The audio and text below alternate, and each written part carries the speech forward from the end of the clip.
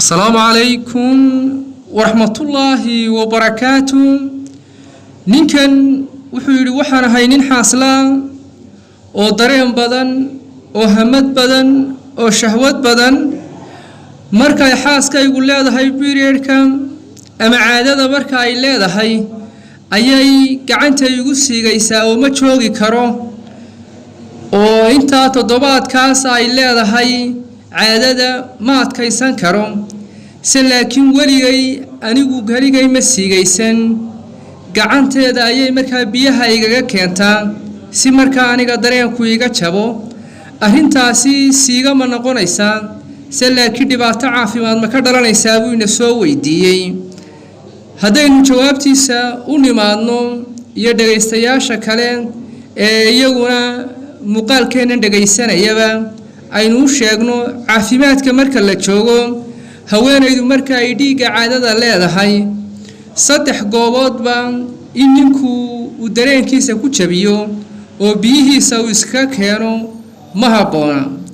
caafimaadku ka digaa saddexda gooboodba in ninku uu xaaska uu qabo uu biyaha uu iska keeno marka ay dhiigga caadada leedahay marka kooban waa tacaadiga ah ee komanka ee diinteenuna ay naga reebtay in xubinka taranka haweeneyda aad uga galmooto caafimaadkuna waa uu ka digaa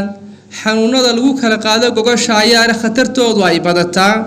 faafidooda iyo inay ninka u soo gudbaan iyo isku kala qaadka la kala qaadayo ayaa aad iyo aad u bataa markaas caafimaadku aad buu uga digaa ninku inuu ka taxadaro waliba haddii ninku aanu isxakamayn karin waxa wanaagsan inaanu xaaskiisa taaban oo aanu shumin haddii laga baqayo in goobtaas ninku markaa intuu isqaban kari waayo وقلمada ay dhacdo oo xubinkeeda taranka uu galma ku sameeyo waxa kale oo laga digaa ninku inuu gacanta xaaskiisa uu biyaha iska keeno xaaskiisa oo gacanta uu biyaha iska keena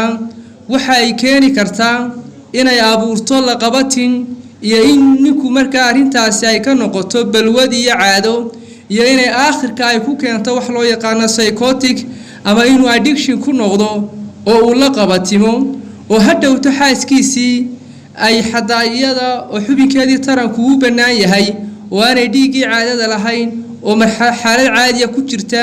oo aan markaas haweeneydii aanay periodkii caadadii aanay lahayn hadhowto uu gacanta xaaskiisa uu biyaha iska keeno sidoo kale waxa laga baqaa caadadaas haddii uu la qabatimo inuu xataa gacantiisa hadhowto uu barto oo xaaskiisu marka ay ka maqan tahay iyo marka ay caadada leedahayba uu gacantiisa biyaha iska keeno sidaana uu xanuunkii siigada aafadii foosha xumayd uu ku qaado arrinta saddexaad ee caafimaadku ka digo ninku inaanu shahwadiisa iyo dareenkiisa iyo biyihiisa aanu iska keenin waa salka dambe salka badhida oo markaa ninku xubinkiisa taranka u gashado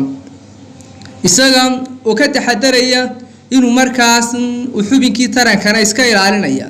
taana waa laga digaa oo waxa looga digaa inuu wadada qaldan ama wadada saxaradu ka soo baxdo ee khashinku ka soo baxo in markaa ninku intuu isqaban kari waayo xubinkiisu xakaa ku dhaco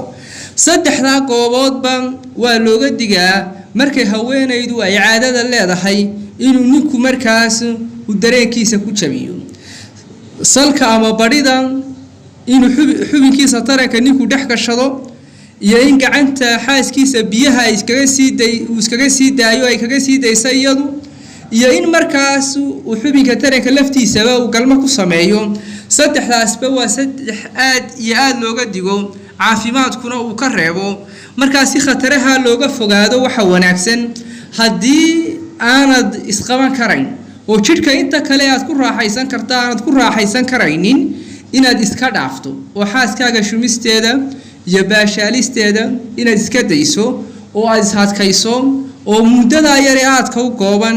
muddadaas iyo muddo ka badanba waa xajisan kartaa biyahaaga oo sanawaad baad xajisan kartaa oo aad ilaalin kartaa oo wax dhibaato ay ku geysanayaan ma jirto waxaan awood iyo tamar iyo in jidhkaagu fiicnaado aan ahayn